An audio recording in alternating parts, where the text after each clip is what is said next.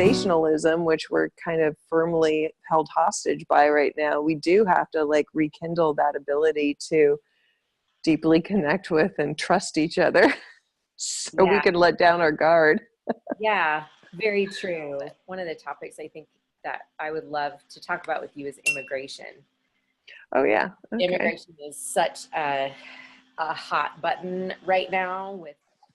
I just always go back to the place of like, our system is deeply broken and I have no idea how to fix it. I feel like the work that we've done, it's almost like the longer we have this dialogue, ongoing dialogue with each other, I feel like I become less and less interesting as far as your foil goes, because I feel less and less polarity relative to you. Yeah. Like that's we amazing. still, what? I think that's cool. I think that's pretty neat. Yeah. I mean, like there's stuff we're always going to fundamentally disagree on, but that's not the first thing I think of when I think of my friend Heidi. I don't think of that evangelical Christian who wants to rob women of their right of choice. Like that's not where I go. I just think, oh, my dear friend Heidi, I wish I lived closer to her, that sort of thing. Debating both sides of the issue has been done and overdone, and it doesn't actually move people anywhere. It doesn't, people stay entrenched in their belief system, right? And so what is the shift that we're hoping to help people make is not so much be better at presenting their argument, but be better at understanding each other, right? And I think that my tendency would be to put you on the extreme end of immigration. Like, we should just open up our borders and anybody who wants to should come in and be able to get free healthcare and free whatever, like you have. My tendency is, and I'm guessing other people are like this too, the left is open borders, free immigration, no boundaries on anything. And the right is nobody's allowed in. We're building walls. We're making it so only 5 people get in per year, whatever, like these extremes. And my impression is that for most of us in the United States, we're a little more balanced than that. And there's more gray in there. And so my hope in having a conversation about it would be in hopes that people would see you're on the left, I'm on the right, but there's some grace. There's gray stuff in there. It's not like you are all or nothing and I'm all or nothing. Mm-hmm. Yeah. And the interesting thing is just like immediately when you said, let's talk about immigration, I went internally to this place of like, I know frack all about immigration, right? Like, and that I'll have to educate myself on the topic so I can be, seem intelligent when we talk about it. And which then made me think like, but our intention is to not debate a topic, right? Like what I'm aware of is something needs to be done. And it feels like it's so much more complicated than I could possibly know. It's so funny because I'm laughing at myself now because I have studied my little butt off on immigration because I figure I see you as someone who knows everything about politics and you study all this stuff and you watch all the news and your friends do too. And that I've been watching videos and reading articles and like working really hard to understand the bills that are in Congress and what's being presented to the Senate. And because I think my fear, and I'm realizing that's where it comes from, is my fear is that you're going to show me up by like knowing all these facts and details, and I will prove that I'm an ignorant conservative Christian on the right who just votes based on emotion and not on facts. And like, I don't want to do my side of the aisle a disservice by being ignorant. You know what I mean? Oh, wow. It's so funny. Hard to be prepared to talk about immigration with you, thinking that you're coming with all guns ablazing, and you're like, no, I just, I don't really have an emotion in the game. Let's just, connect and talk about our friendship. Oh my goodness, that is so hilarious. Of course, I'm sitting there going, wow, no, I'm the one that the people are coming after.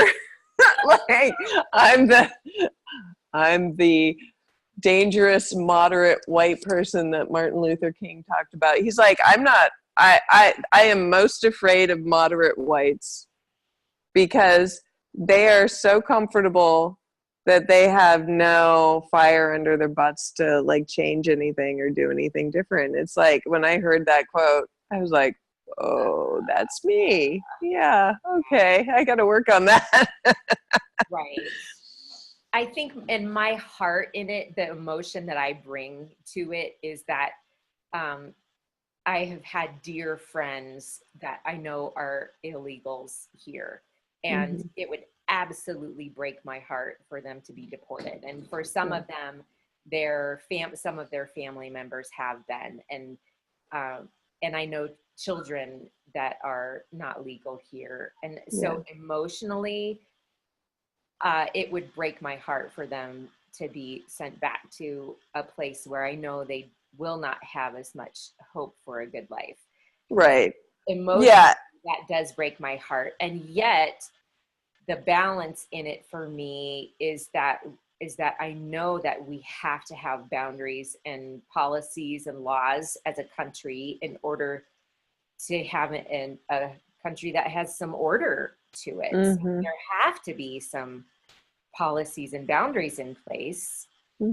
And I want like I've talked to you about my fear of being pegged as being far right, and that there's more gray in it to that. And I will always work to try to combat what I think is your perception of me. And I think that's where my energy comes from, is to show that I have a lot of heart in it, that even though I all for laws and boundaries and things, but I have a great heart of compassion. And when I hear or read the phrasing around the Statue of Liberty, even with the Grammys last night, with the Bono, U2 doing their concert there within view of the Statue of Liberty. I mean, that's just so gripping. And I am just such a big-hearted person. So the pain in it is my fear of being pegged as someone with no heart. I hear that. And it's so interesting because when I hear you say that, that provides a very clear reflection of like your experience of my side of the aisle. I know, that's true. And because it's like, wow, that's not me. I so like see your heart, and you're like, I aspire to be more like you. And I don't mean that in terms of like what you believe, but how you are in the world, and your energy that you have with people, and your generosity, and your for Pete's sake, your driven work ethic. I still don't know how you get all that stuff done when you have 4 boys. And so like, I'm not sitting here with any sense of feeling like I need you to change.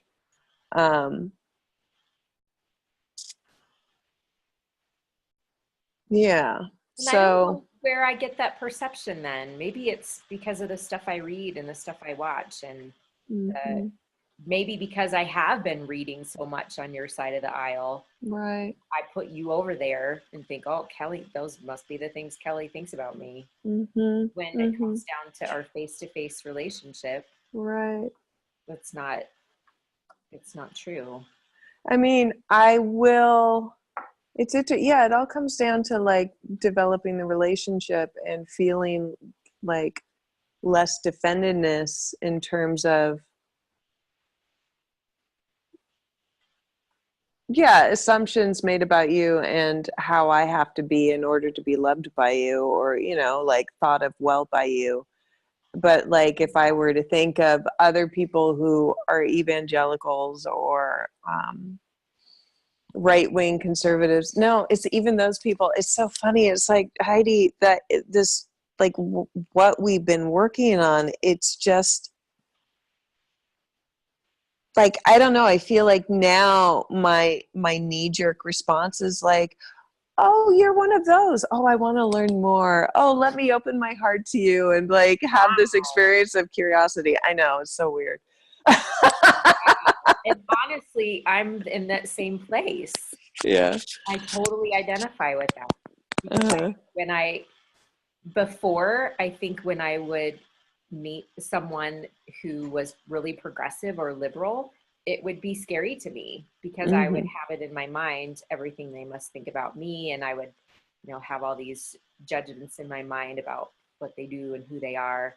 But there was a woman in our civil dialogue group here a few weeks ago who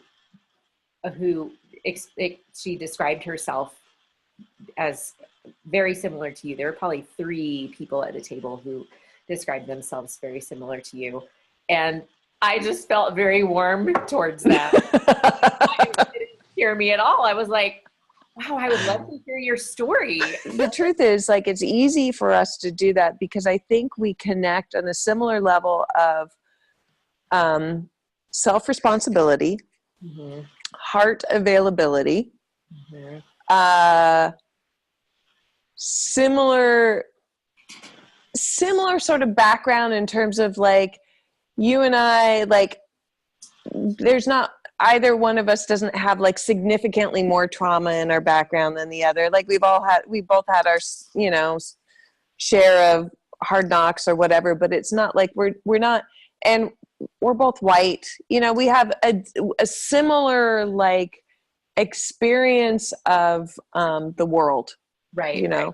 Yeah. And so now for me, I'm feeling like, oh, that I'm seeing like some of the work that what we're doing can apply to is like, how do I show up with someone who's leading with a different quality, who's leading with their pain, okay, or leading with their anger, or leading with their trauma, and that I don't have a similar experience of, and I feel like this work that we're doing is helpful for even that. Like, where are the areas where we're particularly challenged? Yeah. And how do we still bring curiosity and compassion and heart-centered perception towards them, Yes, that's so good, Kelly. That's really interesting. Yeah. Because it takes a whole different level of self-awareness and self-control to be able to respond to someone who's really angry and hateful, to respond to them from a heart-centered place. That's very hard to do. Yeah. It's like the woman that I was teaching a session at a community center, and it was mostly African American women, many of who were in abusive relationships. And I was explaining about what does it look like to communicate empathy, or what does it look like to communicate from that heart-centered place and to be vulnerable and to say, hey, I'm feeling lonely right now. I miss you. Can you come over and be with me? And one of them, she looks at me and goes, where do you live? And I said, tell me what you mean by that. Help me understand your question. You sound like you live in Candyland. You live in Candyland? Because where I live, if I do that, they're going to eat me alive.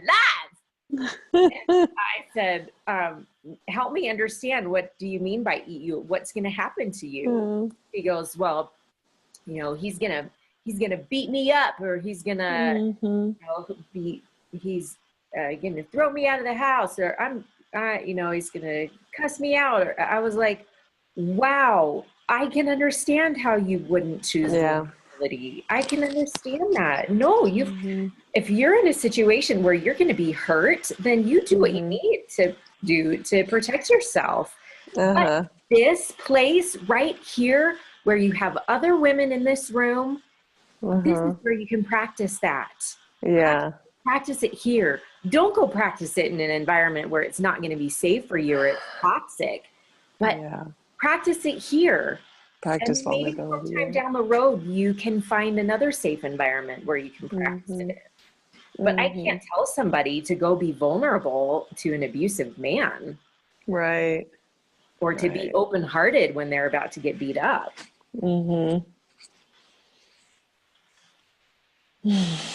But my prayer and my hope is that when we find pockets of relationships like this, where we can be vulnerable, where we can learn how to be open-hearted, that we will take advantage of those, and that in those more difficult situations, then maybe we'll be able to be a little more self-aware and be a little less knee-jerk.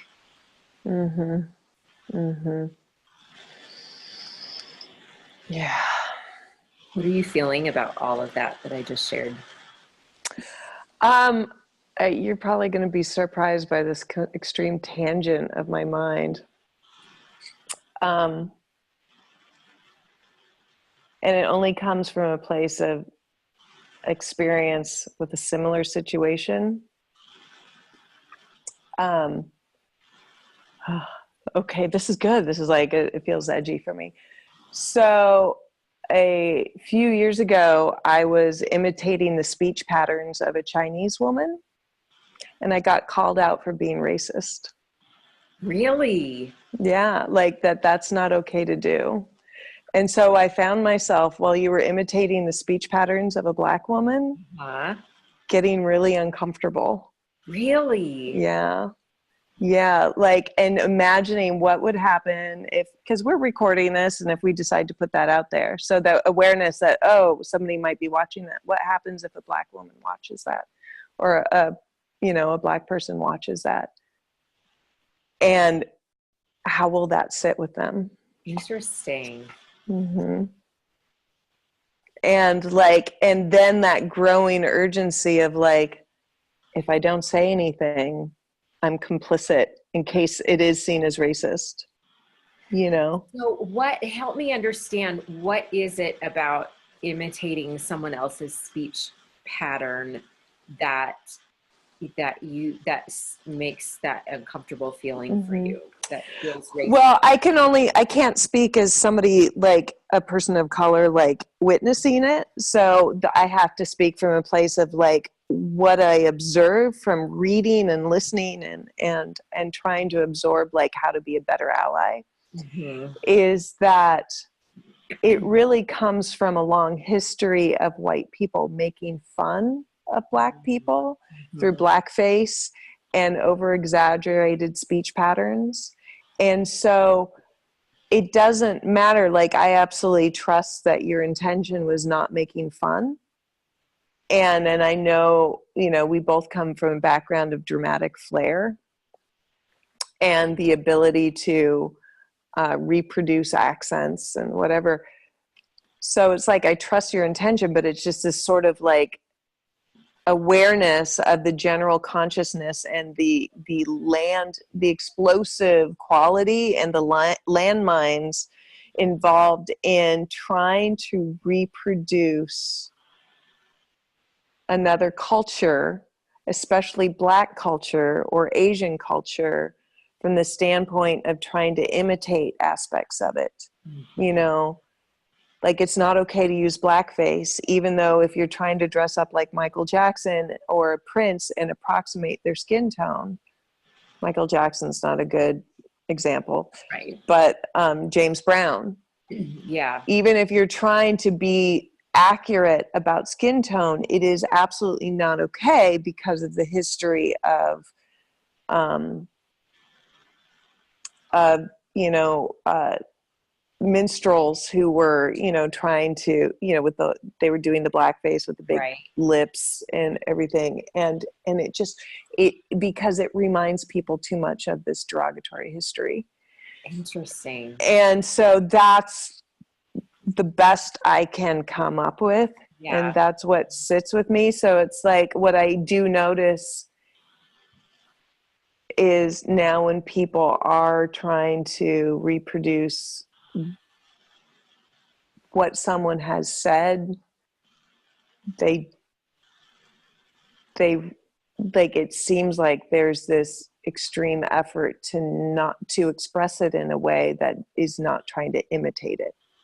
Except for Oprah. It's easy to imitate Oprah. A new car, you know, like, but yeah. That's good. Thank you for sharing that with me. I really appreciate that. My heart in it was to help you be in the scene with me. Oh yeah, I absolutely get. So paint that picture with the accent and the sounds and I wanted you to be there with me, and I felt like for me to say, "Where do you live? Candyland?" Like, it would just not be quite the same for you to experience what I had experienced in that moment. No, I absolutely understand. That's a super good warning for me, because honestly, I tell that story a lot. Yeah. I had no idea that my imitating of the accent would be offensive.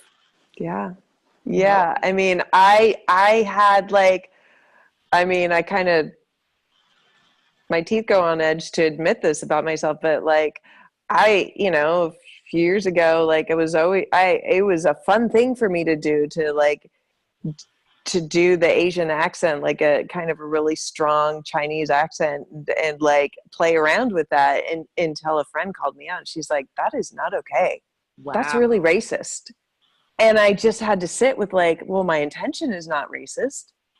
And actually, you know, but like what I've since learned about like unconscious racism, of course it was racist. Like, we are all racist, you know, like, and it's just like, it's a process right now of like waking up to like the subtle layers of like, I was doing that because I thought it was funny.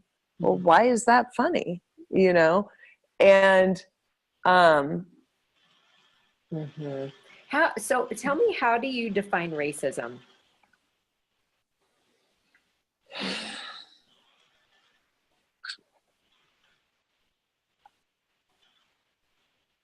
Bias against, combined with power. And the government, and by we I mean the government, the white dominated government, and the structures that are in place. That's racism. Okay. And it's like, it's the bias, the power, and also the privilege not to have to live the consequences of it. So it's like a removal from that experience. And then, you know, to say, well, okay, racism inherent in my imitating an Asian accent, it's,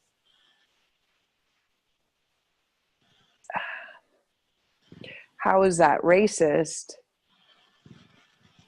It contributes to the consciousness that has somehow decided that manner of speaking is farcical, and therefore adds to the consciousness that people, you know, that people with that thick of an accent shouldn't be taken seriously, and should be demeaned and looked down on. And, you know, so it's like, if you just sort of amplify, like it's innocuous in and of itself, but if I were to look at the collective consciousness of it and how it's contributing to the collective consciousness of racism against Asians or African Americans, or, you know, whatever, it's like, it adds to it. Like, we're all part of this bigger organism. Yeah. So then, if you think of just the whole genre of storytelling, where do you draw the line? Because I'm a storyteller and you're a Mm-hmm. storyteller. And in order to help people be in the scene with us Yeah. and experience what we experienced or help them experience something new, how do we paint those things in an accurate way without being offensive? Right. No, it's a good question. I would think in terms of like, well, on stage, you'd never really cast a white person to be a black person. That's true. Okay. So so in a way, telling that story to a class, you're on stage. So I would just like, if it were me, I would take the approach of like having all of the energy. It's Mm-hmm. like, where do you think I live? Where do you live? Candyland? Mm-hmm. That's not where I live. Mm-hmm. Like it can have all of the intensity, but Right. still use your inflection, Uh-huh. Yeah. and I feel like that can be just as important. So the question to ask yourself or maybe sit with, because I know we don't fully look at these questions until we're forced to look at it, is like, if you really sit, and you can come back and talk to me about this, or just answer it to yourself, if you really sit with why have you felt that it's important to reproduce that inflection? What does that really give people beyond the intensity of the dialogue? Yeah, right. Like, and really sit with like, you might be surprised by what's there. I mean, that's all the part, like, oh my gosh, I can't answer that question for you, but like for me, the answer has been like, oh, it's my own inherent biases against that group of people. Sure, right. Yeah, that's really good. Yeah. And thanks for not being offended by that. No, I need it. And I think that it's important to have other eyes and ears that are willing to call out things in Mm-hmm. us, because I seriously, it never, ever crossed my mind. Right. Well, and this is interesting to me. Like, this right here is the importance of our circles cross pollinating Yeah. Mhm. in a way that's kind and compassionate and curious, right? And it goes both ways, right? Because why I just know my side of the aisle so well, and I see this all the time. It's like,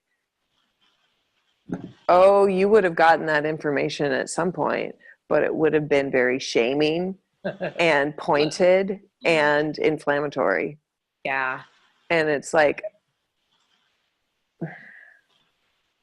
and then where does that leave people in terms of learning stuff? I Sure, don't know. right. Because I would be very defensive and just say, I'm an actor. Mm-hmm. Part of what I do is embody other people's characters and accents to be able to tell stories, and that's an important part of it. And Yeah. I'm not a racist. I see all people as equal, no matter their skin color, and Mm-hmm. it's never ever crossed my mind to think of another group of people as less than. Yeah. But I can see how people looking in Yeah. could come to that conclusion. And I think it's really important, like you said, to be able to sit in that and say, what do I gain? Despite the storytelling part of it, what do I gain? How does it help me look better Mm-hmm. to use another person's accent to show them as not just different, but uneducated in some way? Mm-hmm. Mm-hmm. But then what is it about us that makes us pair that accent with uneducated? You know what I mean? Well, because it's because of our history, the fact that we stole their ancestors, Mm-hmm. and continue dehumanize them, Mm-hmm. and to this day still have that tendency to dehumanize them. Yeah. You know, it's our peculiar and very shameful history as a country and a people. And it's weird because we weren't born at a time when that was overtly active. Right. And that's why it's so much more insidious for us, because it's so easy. It's like, oh, you know, civil rights era was before my time, and then slavery was like before my grandparents' time. It's like, but as a collective consciousness, we've never healed on both sides. We've never healed as oppressors, and they've never healed as victims. Yeah. You know, so. Yeah. Well, that's a whole other long topic, I'm sure. I never imagined we would talk about race. See, that's what I should have been studying. Immigration for the last. Got ya! Anyway.